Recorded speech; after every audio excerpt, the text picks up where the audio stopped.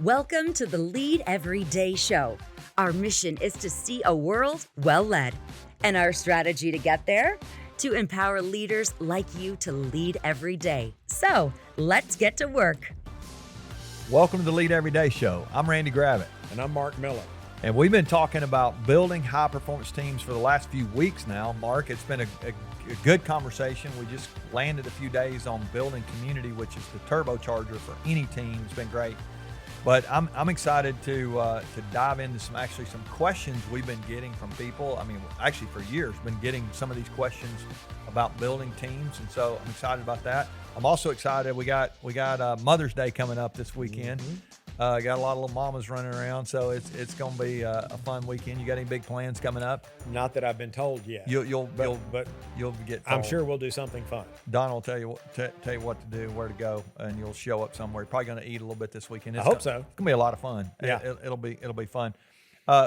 Speaking of home, I do want to give one more plug we'll talk about this again. I say one more, probably more times than that, but if you've not picked up your copy of Winning Begins at Home, it's a book that we've got coming out June the 11th. I'm excited. That's just about a month away. So we're getting close here, but you can go to leadeveryday.com/winning. And if you pre-order the book, there's some places there where you can do that. If you pre-order a copy of the book, we're going to give you $150 worth of bonuses, got a course, all kind of fun stuff. Going to give them access, I think, to our academy, a little short access to that, which will be fun. So you're going to, if you'll just get yourself a copy of the book, pre-order it, Go to leadeveryday.com/winning, and you can enter there to get all that bonuses, bundles. The guys have got it all fixed for us.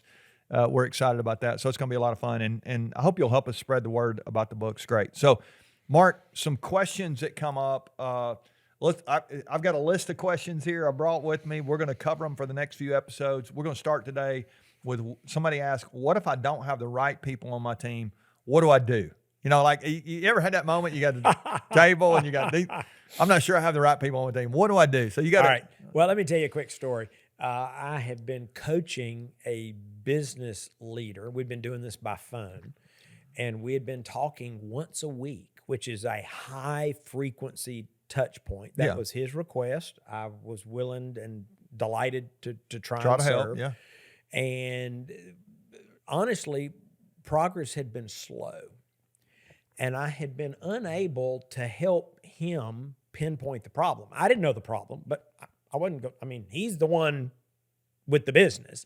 So I was trying to guide him to discover the problem. And I'll never forget the day he called and he said, I figured it out.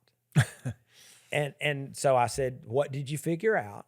He said, I figured out what's wrong with the performance of our organization.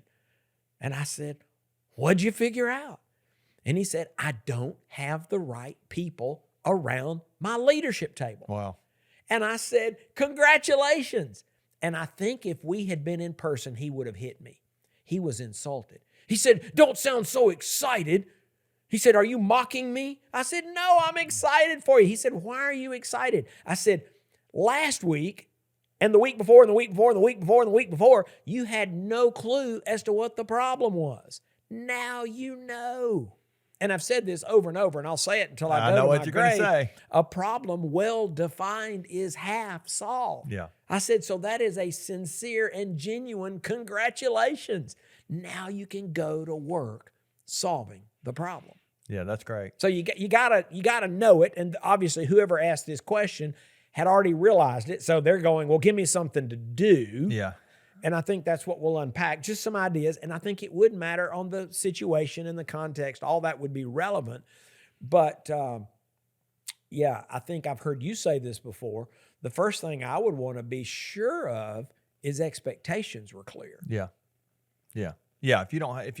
A lot of times the people around my table in the past who have struggled because I wasn't clear on the expectations. Mm-hmm. Or maybe I didn't train them. Or I didn't, resource. You got to look in the mirror. I got to look in the mirror. It starts, go back to what you said earlier on an episode last week about it starts with leadership. Yeah. Yeah. And I mean, they don't wake up in the morning thinking, man, I'm going to see if I can make Mark's nuts today. That's not what, they just don't have the expectations clear or the skill to be able to, I mean, there's a lot of things there. But let's say something about clear expectations, because I have a scenario where I was about to dismiss someone because they just weren't performing.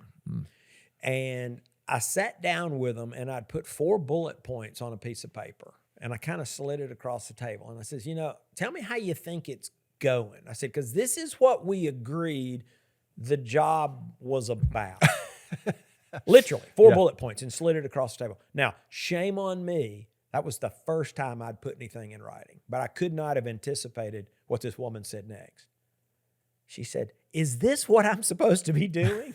I promise you, she said. That's not what I agreed to. Yeah, that's great. And she went on to be a rock star. She said, well, I can do this, but I'm not doing any of this now. I said, well, I know you're not doing any of this. It's driving me crazy. Yeah. So that was all on me. Yeah. And so, yeah, maybe So be sure expectations maybe are I clear. need to fire myself, not somebody on my team. Sure. That's good. Yeah, that's good. But again, let's don't stop there. I mean, you may not have the right people around your table. That's right. That's right. So you mentioned another option is, have you invested in their training, education, and development? Because maybe they could become the right person. Yeah.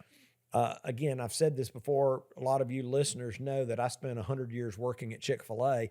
I had the privilege to be selected by Truett Cathy, the founder, as the 16th corporate employee and got to work with him for decades. And when you talk to him about terminating somebody, the question he would ask is, have you done everything humanly possible to help them be successful? That's a pretty high standard. Yeah. But sometimes you can say, yes, sir, I've done all I can do. Yeah, that's good. So train, educate, and develop to be sure that you, in fact, have the wrong person. Because maybe you do, maybe you don't. Yeah. Anything else you'd say there, Mark? I mean, anything else when you don't feel like you have the right person? I mean, got another thought there that... Well, the question was plural. I don't have the right people. That's right. So the advice I gave to the guy I mentioned a moment ago was, okay, how many of these people aren't the right people? And he said, well, at least 2, maybe 3. I said, great. Prioritize. Yeah. Who's the biggest misfit? Yeah. Again, assuming expectations are clear, you've done what you can to train, educate, and develop them. It's like, well, then you need to start looking for that person's replacement. Well, and yes, and that's what I was going to say. There's this other side of I don't have the right people around my table. It may not be that I have the wrong people. It may be also that I don't have all the people that I need. Could be around missing my some I may people. be missing some people, and I don't want us to forget that. If you're out there listening, and you ask yourself the question, can we get where we're going with who we have?